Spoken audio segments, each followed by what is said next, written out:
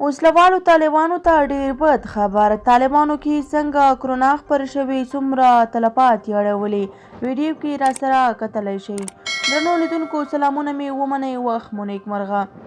د طالبانو په منځ کې د کرونا ستره فاجعه په تازه خپره شوي راپورونو کې راغلي چې په تېرو 22 ساعتونو کې یوازې په پکتیا، هلمند، بادغیس، غزني، بغلان او وردګو ولایتونو کې د طالبانو په منځ کې د کرونا 486 مشکوکې پیښو ازمویل شوي، چې ځینې سرچینې وایي له دې ډلې 125 طالبان د کرونا ناروغۍ پایلې مثبتې دي، چې په یادو ولایتونو کې په پکتیا کې 11، هلمند کې 14، بادغیس کې 40، غزني کې 17، بغلان کې 15 او وردګو کې 9 مثبتې پیښې ثبت شوي.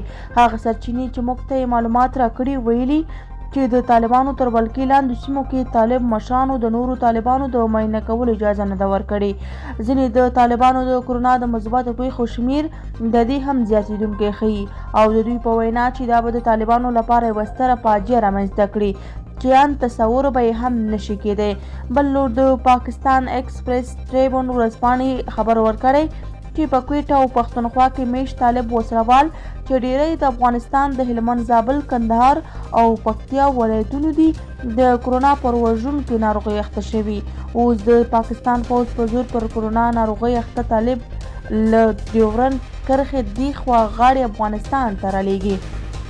دا په داسې حال کې ده چې د ملګرو ملتونو عمومي سرمنشي انتونیو ګوتریش په نړۍ او ځانګړې توګه په افغانستان کې د کرونا د مخنیوي لپاره څو ځلې له طالب جنګیالیو او نورو وسلوالو ډلو د اوربند غوښتنه کړې او په ورته وخت کې افغان ولسمشر محمد اشرف غني هم په دې وضعیت د کرونا د مهار کولو لپاره په وار له طالبانو د اوربند غوښتنه کړې، خو طالبانو تر اوسه د اوربند غوښتنه نه ده منلې او په ډاګه نه ده چې په طالبانو کې د کرونا وبا له راګډېدو او احتمالي سترې وبا د فاجعې رامنځته کېدو سره به هم طالب مشران د اوربند غوښتنه ومني او که نه. دا وه زموږ د نن ورځې ویډیو.